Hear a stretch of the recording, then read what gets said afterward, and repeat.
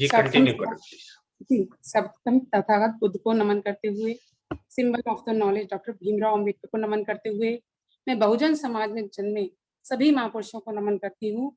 साथ ही इस धम्म प्रभात में आप सभी उपासक उपासिकाओं का बहुत बहुत अभिनंदन करती हूँ, जो आप इस धम्म प्रभात में शामिल हुए। आप सभी पर और हम सभी पर बुद्ध की अनुकंपा हो, इसी मंगल कामना के साथ मैं आज का धम्म वाचन आरंभ करती हूँ। तो विभाग 4 संसरण आवागमन। भगवान बुद्ध ने पुनर्जन्म की देशना की है, किंतु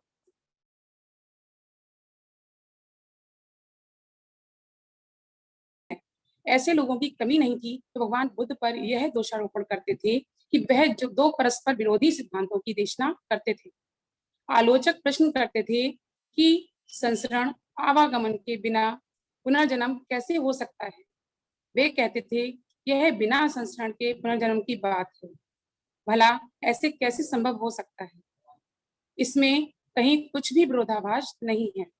संसरण के न होने पर भी पुनर्जन्म हो सकता है। राजा मिलिंद के प्रश्नों के उत्तर में बदंत नागसेन ने इसे अच्छी तरह स्पष्ट किया है। बैक्टीरिया के राजा मिलिंद ने थेर नागसेन से प्रश्न किया, क्या भगवान बुद्ध पुनर्जन्म मानते थे? थेर नागसेन का उत्तर था हाँ। तो क्या इसमें परस्पर विरोधाभास नहीं है? थेर नागसेन ने उत्तर दिया नहीं। क्या बिना आत्मा के पुनर्जन्म संभव है? थेर नागसेन बोले हाँ, ऐसा निश्चय से हो सकता है। कृपया समझाएं ये कैसे हो सकता है। राजा बोला, बनते, जहाँ संसरण नहीं है क्या वहां पुनर्जन्म हो सकता है? हाँ, हो सकता है, लेकिन ये कैसे हो सकता है, मुझे एक उदाहरण देकर समझाएं।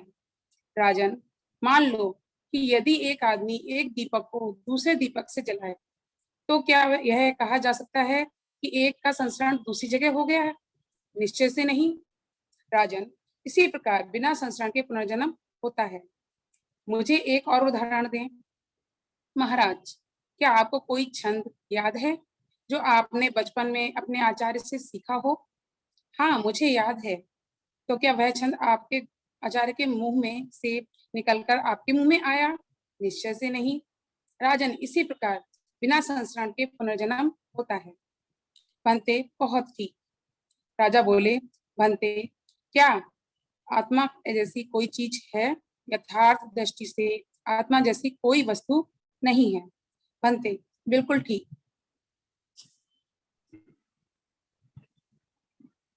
जय भीम। महाकारुणिक तथागत बुद्ध को अभिवादन करते हुए बोधिसत्व डॉक्टर भीमराव अम्बेडकर जी को मेरा सत्संग नमन। और जितने भी महापुरुष हमारे समाज में महामाताएं हैं, उन सभी को नमन करते हुए आज का बुद्ध वाचन और यहाँ वेबिनार में जुड़े हुए सभी लोगों को मेरा जय भीम होता है। भ्रम के कारण बुद्ध के धम्म उपदेशों को जिन श्रोताओं ने सुना, उनमें अधिकांश भिक्खु थे। किसी भी विषय में भिक्खु का बुद्ध का कहना था, उसे जनसाधारण तक पहुंचाने वाले भिक्खुगण ही थे। लेखन कला अभी विकसित नहीं हुई थी, इसीलिए भिक्खुओं को वह सब कंठस्थ करना होता था जो कुछ वे सुनते थे। प्रत्येक भिक्खु कुछ सुनता था, उसे कंठस्थ करने की चिंता नहीं करता था। लेकिन कुछ भिक्खु थे जिन्होंने कंठस्थ करना अपना व्यवसाय बना लिया था। वे भानक कहलाते थे। बौद्ध त्रिपिटक और उनकी अट्ठगाथाएं कथाएं समुद्र की तरह विशाल हैं। उन्हें कंठस्थ कर पाना सचमुच एक बड़ा असाधारण कार्य था। प्राय ऐसे पाया गया कि बुद्ध ने जो कुछ कहा उसे गलत ढंग से प्रस्तुत किया गया है। बुद्ध के जीवन काल में ही कई बार उनके वचनों के गलत प्रस्तुतिकरण की जानकारी उनको दी गई।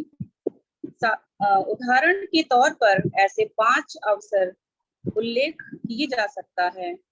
एक का उल्लेख अलगतपम सूत्र में आया है, दूसरा महाकम विभंग सूत्र में, तीसरे का कनकट सूत्र में, चौथे का महातांग सांख्य सूत्र में और पांचवें का जीवक सूत्र में। शायद इस तरह के और भी अनेक अवसर पर तथागत के वचनों का गलत प्रस्तुतिकरण किया गया होगा, क्योंकि हम देखते हैं कि भिक्षु भी बुद्ध के पास गए और प्रश्न किया कि ऐसी परिस्थितियों में उन्हें क्या करना चाहिए। कर्म और पुनर्जन्म के बारे में बुद्ध वचनों के गलत प्रस्तुतिकरण के अवसर समान बात है। इन सिद्धांतों का ब्राह्मणी धर्म में स्थान प्राप्त है।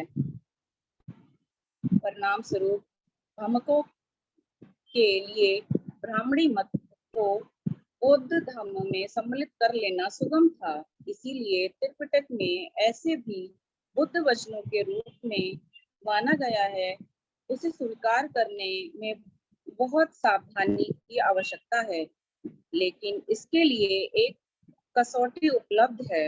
यदि कोई ऐसी बात जिसके बारे में विश्वास के साथ कहा जा सकता है, तो वह यह है कि उनका कोई महत्व नहीं होता यदि उनका कथन बुद्धि संगत, तर्क संगत नहीं होता।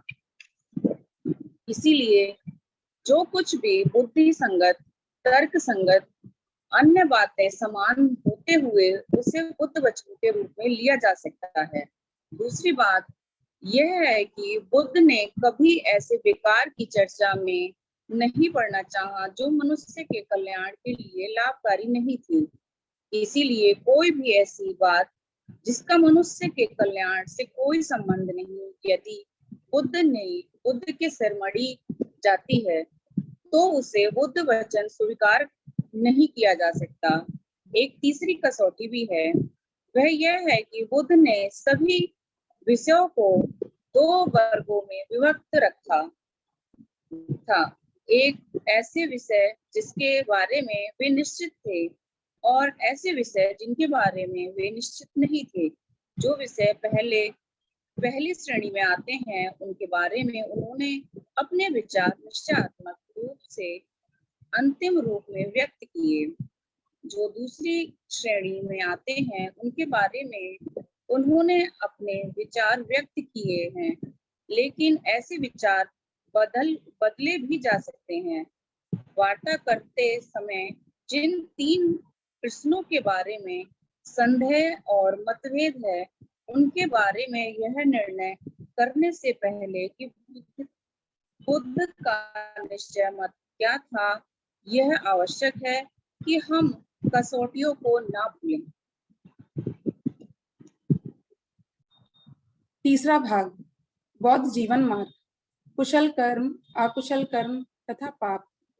कुशल कर्म करो, अकुशल कर्मों में भागीदारी ना बनो, कोई पाप कर्म ना करो। यही बौद्ध जीवन मार्ग है। यदि आदमी कुशल कर्म करे तो उसे इसको बार बार करना चाहिए, उसी में चित्त लगाना चाहिए। कुशल कर्मों का संचय सुखकर होता है। अच्छाई के बारे में यूं ही मत सोचो कि मैं इसे प्राप्त नहीं कर सकूंगा। बूंद बूंद से घड़ा भर जाता है। इसी प्रकार थोड़ा थोड़ा संचय करके कुशल कर्मों में वृद्धि होती है। जिस काम को करके व्यक्ति को पछताना ना पड़े और जिसके फल को वह आनंदित होकर और संतुष्ट होकर भोग सके, उस काम का करना अच्छा है। जिस काम को करके आदमी को पश्चाताप ना हो और जिसके फल को हर्ष और संतुष्टि से भोगा जा सके, उस काम को करना अच्छा है। यदि आदमी कोई कुशल कर्म करे तो उसे यह कुशल कर्म बार बार करना चाहिए, उसे इसमें आनंदित होना चाहिए। शुभ कर्म का संचय आनंददायक होता है। एक अच्छे आदमी को भी बुरे दिन देखने पड़ जाते हैं, जब तक उसे कुशल कर्मों का फल नहीं मिलता। लेकिन जब उसे अपने कुशल कर्मों का फल मिलना आरंभ होता है, तब अच्छा आदमी अच्छे दिन देखता है। अच्छाई के बारे में ये कभी ना सोचें कि मैं इसे प्राप्त ना कर सकूंगा। जिस प्रकार बूंद बूंद करके पानी का घड़ा भर जाता है, उसी प्रकार थोड़ा थोड़ा करके भी भला आदमी अच्छाई का संचय कर लेता है। चंदन की सुगंध, कमल, जूही तथा मल्लिका की सुगंध से बढ़कर शील की सुगंध होती है। धूप और चंदन की सुगंध कुछ ही दूर तक जाती है, किंतु शील की सुगंध बहुत दूर तक जाती है। बुराई के बारे में भी यह ना सोचें कि यह मुझ तक नहीं पहुंचेगी। जिस प्रकार बूंद बूंद करके पानी का घड़ा भर जाता है, उसी प्रकार थोड़ी थोड़ी करके बुराई भी बहुत हो जाती है। उस काम का करना अच्छा नहीं जिसे करके पछताना पड़े, जिसके फल को अश्रुमुख होकर विलाप करते हुए भोगना पड़े। यदि कोई आदमी दुष्ट मन से कुछ बोलता है या कोई काम करता है, तो दुख उसके पीछे पीछे ऐसे ही हो लेता है जैसे गाड़ी का पहिया खींचने वाले के पीछे पीछे। पाप कर्म ना करो, प्रमाद ना करो, मिथ्या दृष्टि ना रखो, कुशल कर्मों में अप्रमादी हो, बुरे विचारों का दमन करो। जो कोई कुशल कर्म करने में ढील करता है, उसका मन पाप में रमण करने लगता है। उस काम का करना ठीक नहीं जिसे करने के बाद पछताना पड़े, जिसका फल अश्रुमुख होकर भोगना पड़े। पापी भी सुख ही देखता है जब तक उसका पाप कर्म का फल नहीं होता, लेकिन जब उसके पाप कर्म का विपाक होता है तो वह दुख भोगता है। किसी आदमी को बुराई के प्रति असावधान होकर यह नहीं सोचना चाहिए कि यह मुझ तक नहीं पहुंचेगी। जैसे पानी की बूंदों के गिरने से घड़ा भर जाता है, उसी प्रकार थोड़ा थोड़ा करके एक मूर्ख आदमी पाप से भर जाता है। आदमी को कुशल कर्म करने में जल्दी करनी चाहिए और मन को बुराई से दूर रखना चाहिए। यदि आदमी कुशल कर्म में ढील करता है, तो उसका मन पाप में रमण करने लगता है। यदि आदमी से पाप हो जाए, तो उसे पाप कर्म को दोबारा नहीं करना चाहिए। उसे पाप से आनंदित नहीं होना चाहिए। पाप का संचय दुखदायी होता है। कुशल कर्म का पालन करें, अकुशल कर्म का पालन ना करें। कुशल कर्म करने वाला इस लोक में सुखपूर्वक रहता है। कामुकता से दुख पैदा होता है, कामुकता से भय पैदा होता है। जो कामुकता से एकदम मुक्त है, उसके लिए ना दुख है और ना भय है। भूख सबसे बड़ा रोग है, संस्कार सबसे बड़ा दुख। जो इस सत्य को जान लेता है, उसके लिए निर्माण सबसे बड़ा सुख हो जाता है। स्वयं कृत, स्वयं उत्पन्न तथा स्वयं पोषित पाप कर्म करता ऐसे ही पीस डालता है जैसे वज्र मूल्यवान मणि को तोड़ता है। जो आदमी अत्यंत दुःखशील होता है, वह अपने आप को उस निम्न स्थिति में पहुंचा देता है जहां उसका शत्रु उसे चाहता है। ठीक वैसे ही जैसे अमरवेल उस वृक्ष को जिसे वह घेरे रहती है, अकुशल कर्मों का तथा अहित कर्मों का करना आसान है, कुशल कर्मों का तथा हितकर कर्मों का करना कठिन है।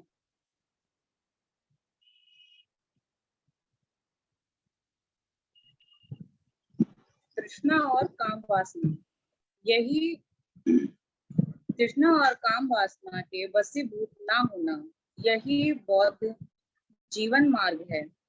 धन की वर्षा होने से भी मनुष्य की काम वासना की पूर्ति नहीं होती। बुद्धिमान मनुष्य ठीक प्रकार जानता है कि काम वासना की पूर्ति ना होना कष्टदायक है। वह काम भोग में आनंद नहीं लेता, तृष्णा के क्षय में ही उसका सुख है। वह सम्यक संबुद्ध का सावक होता है। तृष्णा के शोक पैदा होता है, शोक से और तृष्णा से भय पैदा होता है। जो तृष्णा से मुक्त है, उसके लिए ना शोक है ना भय है। तृष्णा से दुख की उत्पत्ति होती है, तृष्णा से ही भय उत्पन्न होता है। जो व्यक्ति तृष्णा से पूर्णतः मुक्त है, उसके लिए ना दुख है ना भय है। जीवन के यथार्थ उद्देश्य को भूलकर जो मिथ्या अभिमान में लिप्त है होता है, वही कुछ समय बाद ध्यान करने वाले से ईर्ष्या करने लगता है। मनुष्य को किसी भी वस्तु के प्रति आसक्त नहीं होनी चाहिए। वस्तु विषय की हानि से दुख होता है। जिन्हें ना किसी से प्रेम है और ना घृणा है, वे बंधन मुक्त हैं। काम भोग से दुख पैदा होता है, काम भोग से भय पैदा होता है। जो काम भोग से मुक्त हैं, उसे ना दुख है और ना भय। आसक्ति से दुख पैदा होता है, आसक्ति से भय पैदा होता है। जो आसक्ति से मुक्त है उसे दुख है ना, दुख है ना भय है। काम वासना से दुख पैदा होता है, काम वासना से भय पैदा होता है। जो काम वासना से मुक्त है उसे ना दुख है ना भय है। लोभ से दुख पैदा होता है, लोभ से भय पैदा होता है। जो लोभ से मुक्त है उसे ना दुख है और ना भय। जो शीलवान है, जो प्रज्ञावान है, जो न्यायप्रिय है, जो सत्यवादी है तथा जो अपने कर्तव्य को पूरा करता है, उससे सभी प्यार करते हैं। जो मनुष्य चिरकाल के बाद प्रवास से सकुशल लौटता है, उसके रिश्तेदार, मित्र तथा प्रियजन अभिवादन करते हैं। इसी प्रकार कुशल कर्म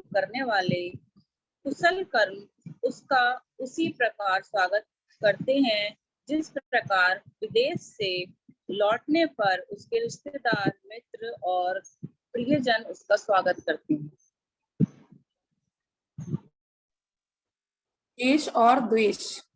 किसी को ठेस मत पहुंचाओ, किसी से द्वेष मत रखो, यही बौद्ध जीवन मार्ग है। क्या संसार में कोई आदमी इतना निर्दोष है कि वह दोषारोपण का अवसर ही नहीं देता, जैसे एक शिक्षित घोड़ा चाबुक की मार का अवसर ही नहीं देता।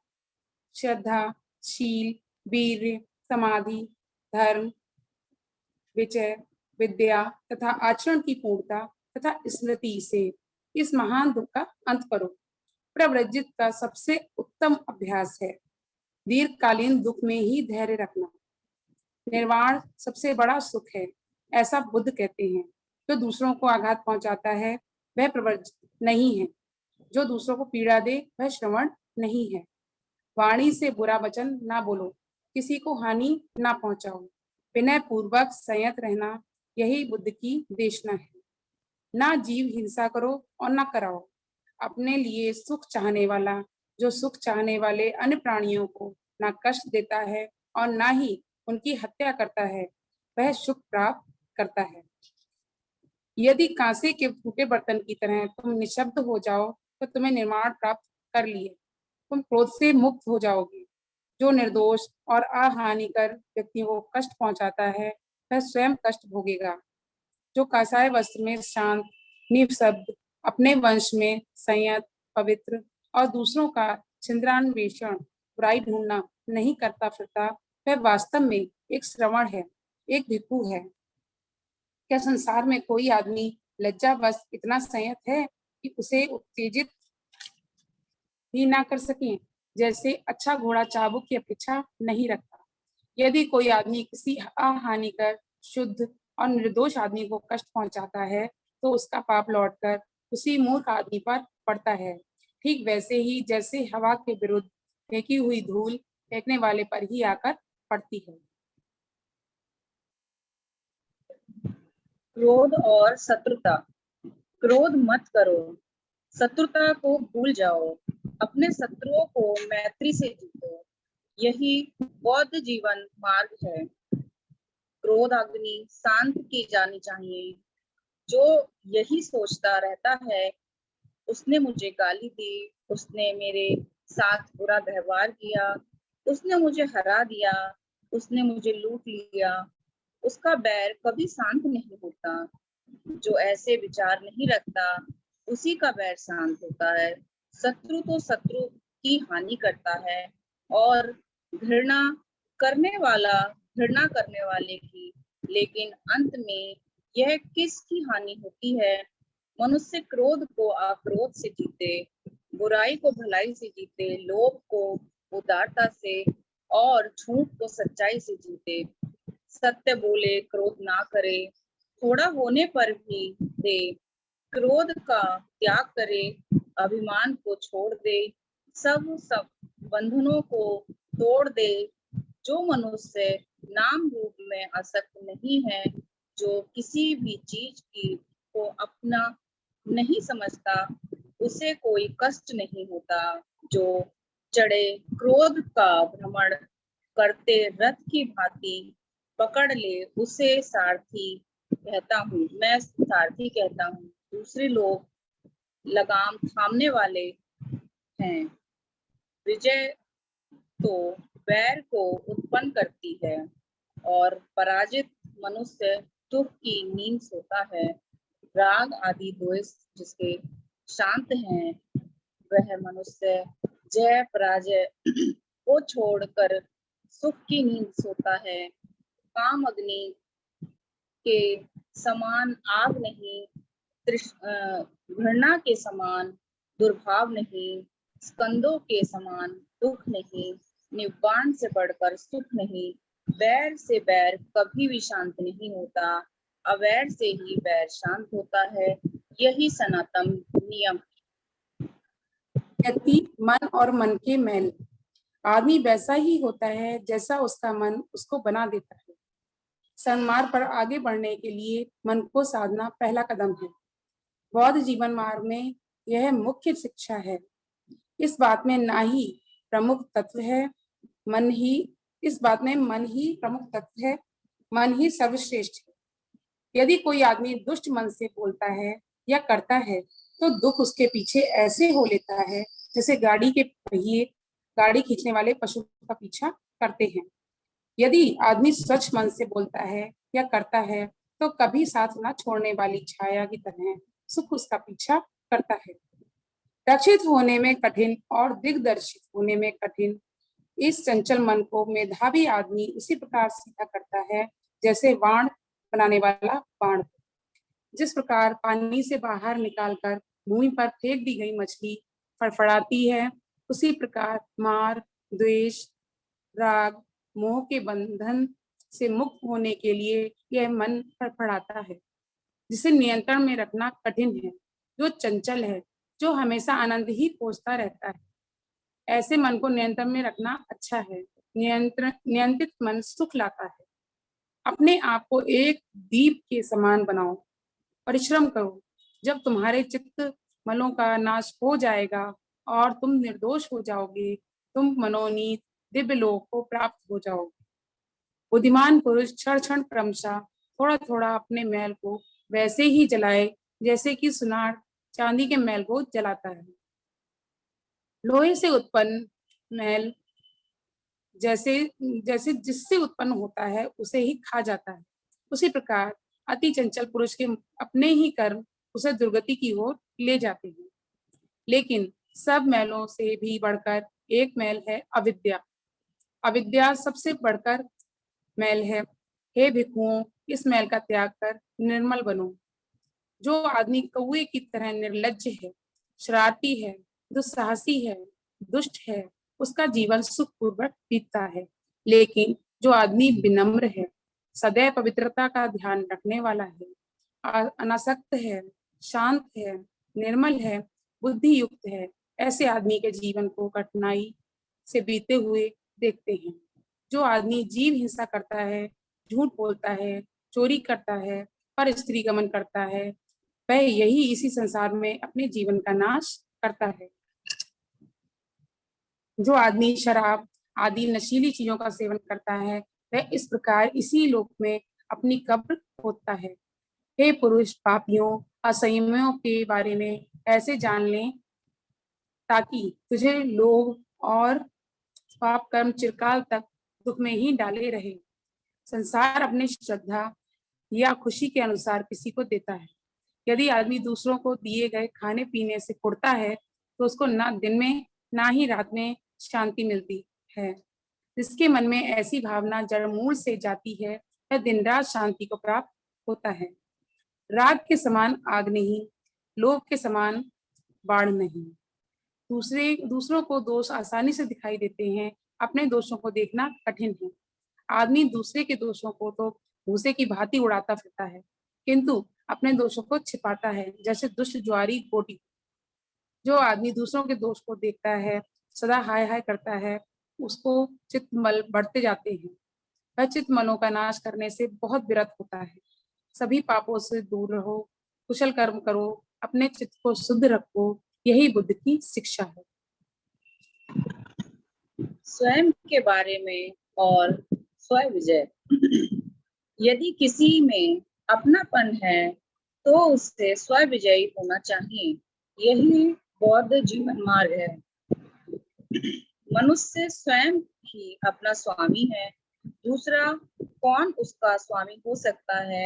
अपने आप को संयत रखने पर मनुष्य एक दुर्लभ स्वामित्व को प्राप्त पाता है, जिसे बहुत कम लोग पा सकते हैं। जो मूर्ख वंदनीय अरहतों के अथवा शीलवान भिक्षुओं के धम्म शासन का तिरस्कार करता है और ब्राह्मणों के झूठे सिद्धांतों का अनुसरण करता है, वह वांस की फल की तरह अपने विनाश का कारण बनता है। मनुष्य अपने आप ही अकुशल कर्म करता है, अपने आप ही दुख उठाता है, अपने आप ही अकुशल कर्म से व्रत रहता है, आप ही शुद्ध होता है। शुद्धि और अशुद्धि, उत्थान और पतन प्रत्येक व्यक्ति की व्यक्तिगत बात है। कोई व्यक्ति दूसरे को शुद्ध नहीं कर सकता। जो केवल सुखों को ही देखना पसंद करता है, जो इंद्रियों में असंयत है, जो भोजन में मात्रा को नहीं जानता, जो प्रमादी और स्थिर है और जो हीन वीर्य है, उस व्यक्ति को उसके अपने असंयत कर्म ही उसे उखाड़ देते हैं। जैसे वायु दुर्लभ पेड़ को उखाड़ फेंकती है। जो सुख की कामना किए बिना जीता है, जिसकी इंद्री संयत है, जो भोजन में मात्रा को जानने वाला है, जो श्रद्धावान है, जो वीरवान है, वह वैसे ही स्थिर रहता है जैसे वायु के सामने ठोस पर्वत। यदि मनुष्य अपने आप को प्रिय समझता है तो उसे अपना ध्यान रखना चाहिए। सबसे पहले अपने आप को ही ठीक मार्ग पर लगाएं, तभी दूसरों को उपदेश दें। बुद्धिमान मनुष्य किसी को ऐसा अवसर ना दे कि दूसरे उसे कुछ कह सकें। अपने आप को काबू में रखना ठीक है।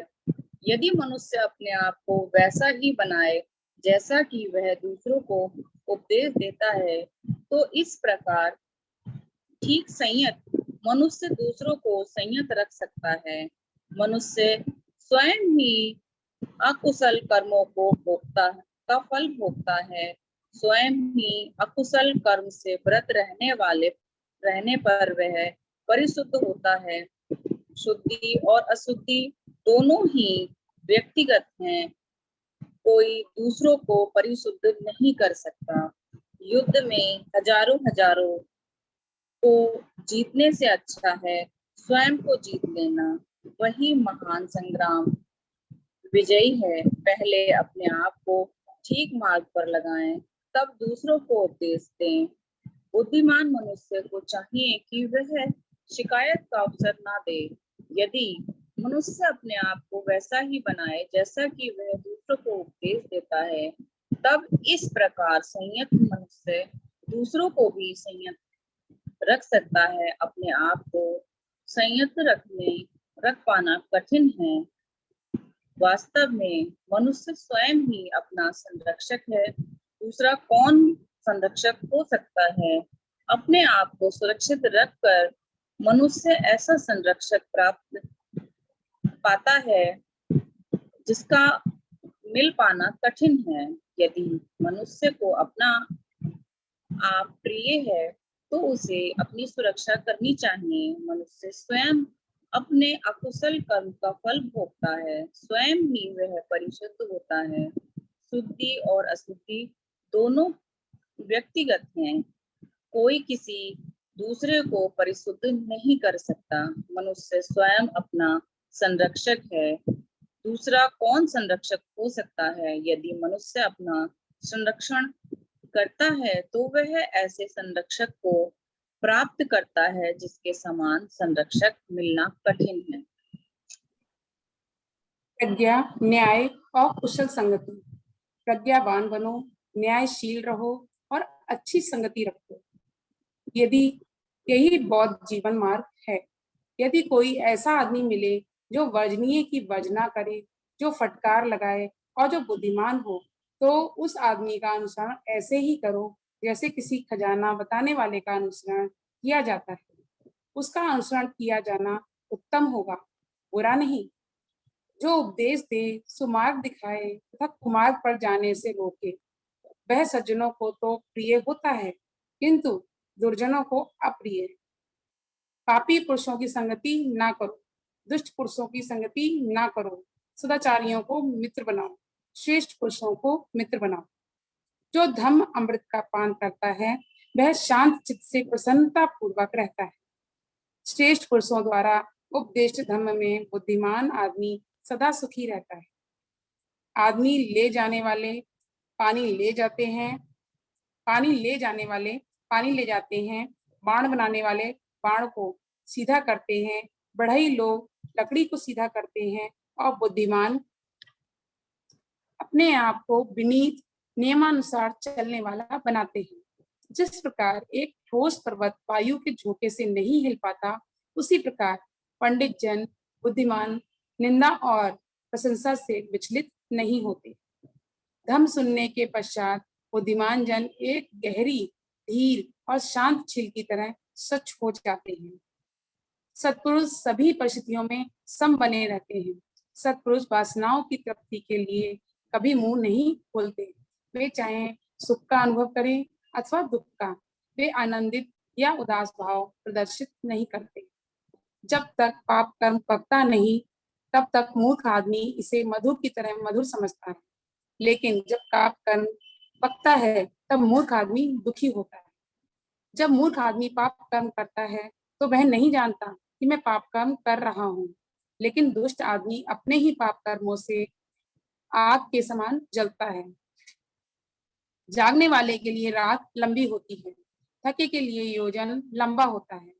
सच्चे धर्म को ना जानने वाले मूर्ख मनुष्य के लिए जीवन लंबा होता है। विचरण करते समय यदि अपने से श्रेष्ठ या अपने समान व्यक्ति को ना पाए, तो दृढ़ता के साथ अकेले ही विचरण करें। मूर्खता से मित्रता ठीक नहीं। यह मेरा पुत्र है, यह तेरा धन है, यह मेरा धन है, यही सोचकर मूर्ख परेशान होता है। जब शरीर ही अपना नहीं, तो कहाँ पुत्र, कहाँ का धन उसका अपना होगा। अकेले रहना अच्छा है, मूर्ख की संगति अच्छी नहीं। जो मूर्ख होने पर अपनी मूर्खता को जानता है, वह कम से कम इस अंश तक तो जानकार हो जाता है, किंतु जो मूर्ख होकर भी अपने पंडित होने से दम भरता है, यही यथार्थ में मूर्ख होता है। यदि मूर्ख जीवन भर पंडित की सेवा में रहे, तो वह भी धर्म को वैसे ही जान सकता है जैसे कि कंचली दाल के रस को।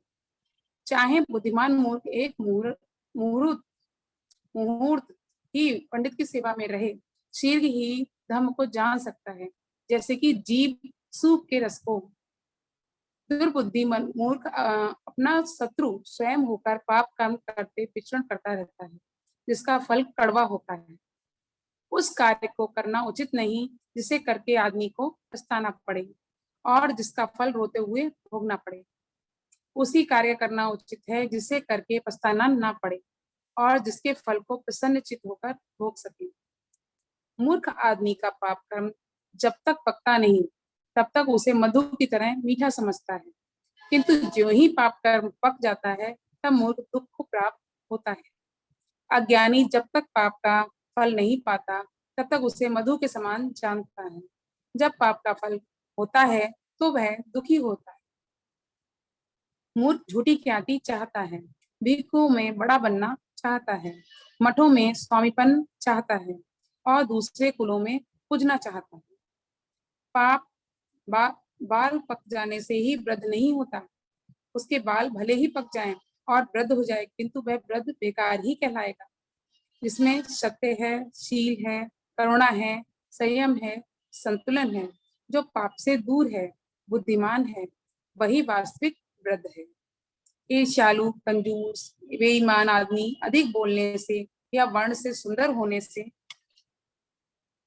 आदरणीय नहीं होता, आदरणीय नहीं बनता। जिसके ये सब दुर्गुण जन्म मूल से जाते हैं, जब वह घृणा से मुक्त होता है तथा बुद्धिमान होता है, तो वह आदरणीय कहलाता है। यदि आदमी हिंसा से किसी से कोई काम करा लेता है, तो उससे यह न्यायी नहीं माना जाता।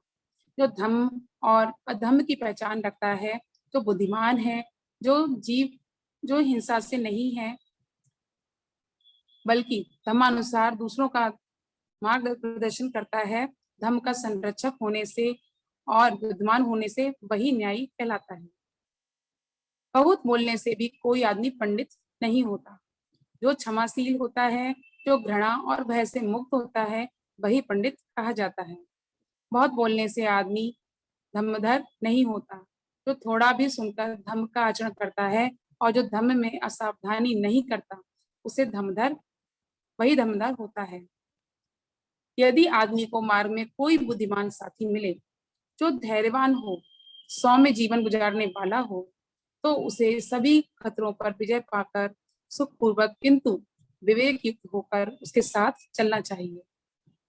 लेकिन यदि मार्ग में आदमी को कोई बुद्धिमान तथा शांत जीवन वाला साथी ना मिले, तो जिस प्रकार राजा अपने पराजित देश को छोड़कर चल देता है, वैसे ही उसे जंगल के एकांकी गजराज की तरह अकेले ही चल देना चाहिए।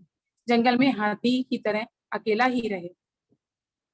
अकेला रहना अच्छा है, मूर्ख की संगति अच्छी नहीं।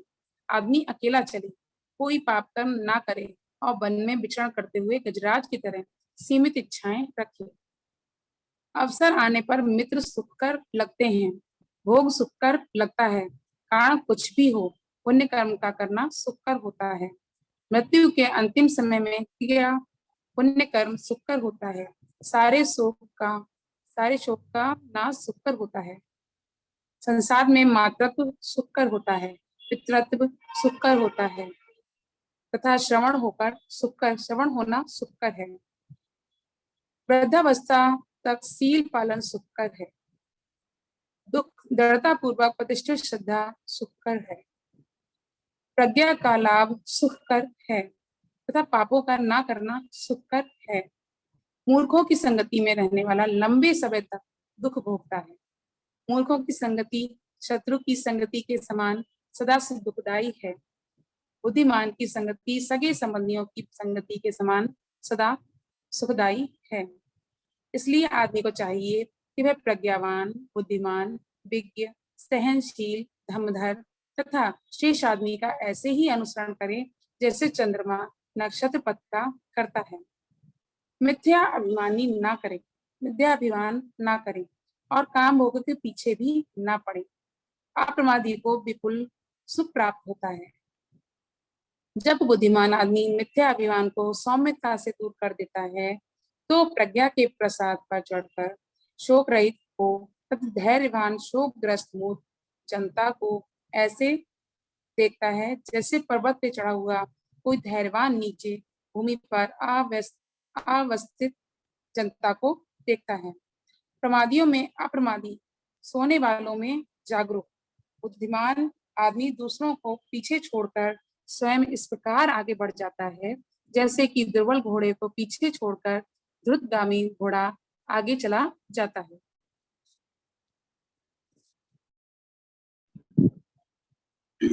विचारशीलता और बुद्धिमत्ता। प्रत्येक कार्य करते समय जागरूक रहो। प्रत्येक काम में सोच विचार से काम लो। हर विषय में अप्रमादी और उत्साही रहो। यही बौद्ध जीवन मार्ग है। जो कुछ हम हैं, यह सब कुछ हमारे विचारों का ही परिणाम है। यह हमारे विचारों पर आधारित है। यह हमारे विचारों से निर्मित है। यदि मनुष्य बुरे विचारों से कुछ भी बोलता या करता है, तो दुख उसका पीछा करता है। यदि मनुष्य निर्मल विचारों से बोलता या करता है, तो सुख उसका पीछा करता है। इसलिए निर्मल विचार महत्वपूर्ण है। विचारहीन मत बनो, विचारवान बनो। दलदल में फंसे हुए हाथी की तरह अपने आप को अकुशल कर्मों से उभारो। मनुष्य को चाहिए कि वह अपने चित्त की रक्षा करे। चित्त में पैदा होने वाले विचारों को समझ पाना कठिन है, वह चंचल है। यह जहाँ चाहे झट चला जाता है। ठीक सुरक्षित चित्त सुख लाता है। जिस प्रकार ठीक से ना छाई गई छत में वर्षा का पानी घुस जाता है, ठीक उसी प्रकार असंयत चित्त में राग प्रवेश कर जाता है। जिस प्रकार ठीक से छाई हुई छत में वर्षा का पानी नहीं घुस पाता, ठीक उसी प्रकार असंयत चित्त में राग का प्रवेश नहीं हो पाता। पहले तो यह चित्त जहाँ चाहे चला जाता है, लेकिन अब मैं इस चित्त को वैसे ही संयत रखूंगा जैसे मस्त हाथी को महावत अंकुश से वश में कर रखता है। चाहे जहाँ जाने वाला उस चित्त को साधना अच्छा है, जो वश में नहीं रह पाता, किंतु सादा हुआ चित्त सुख लाता है। जो इस दूरगामी चित्त को संयत रखेंगे, वे मार्ग काम राग के बंधन से मुक्त रहेंगे। यदि मनुष्य का चित्त अस्थिर है, यदि वह धम्म का जानकार नहीं है, यदि उसका चित्त शांत नहीं है, तो उसकी प्रज्ञा भी पूर्णता को प्राप्त नहीं होगी। एक द्वेष से भरा हुआ जितनी हानि दूसरे द्वेष से भरे हुए की करता है, एक शत्रु जितनी हानि अपने शत्रु की करता है, गलत मार्ग पर लगा चित्त उससे कहीं अधिक हानि करता है। ठीक मार्ग पर लगाना चित्त मनुष्य की भलाई कर सकता है। उतनी भलाई ना माता, ना पिता और ना अन्य दूसरे रिश्तेदार कर सकते हैं। इसका वाचन यही समाप्त होता है। जय भीम, नमो बुद्धाय। बहुत बहुत साधुवाद माननीय दोनों वाचक महोदय। अब मैं आज के कार्यक्रम की अध्यक्षता के लिए आमंत्रित करता हूँ कि अध्यक्ष महोदय आज के कार्यक्रम पर अपना उद्बोधन रखें। एक बार पुनः सभी संतों गुरुओं महापुरुषों को सशक्त नमन करते हुए सभी उपासकों और उपासकों को मेरी ओर से सादर नमो बुद्धाय। जय हिंद।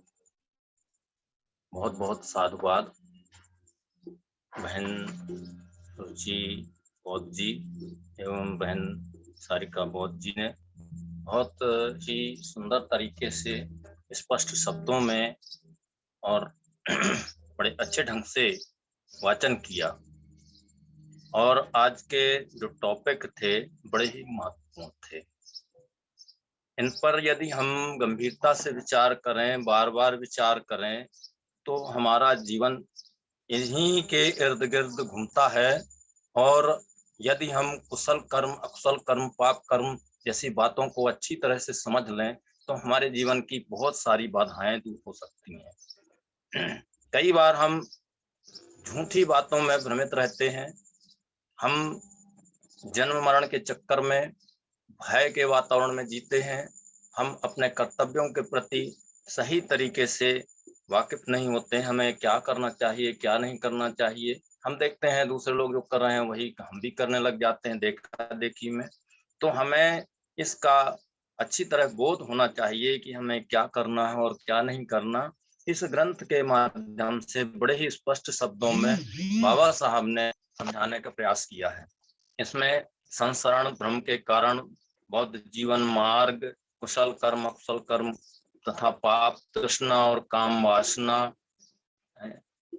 ठेस और द्वेष, क्रोध और शत्रुता, व्यक्ति मन और मन के मैल, स्वयं के बारे में और स्वविजय, प्रज्ञा, न्याय, कुशल, विचारशीलता और बुद्धिमत्ता, इन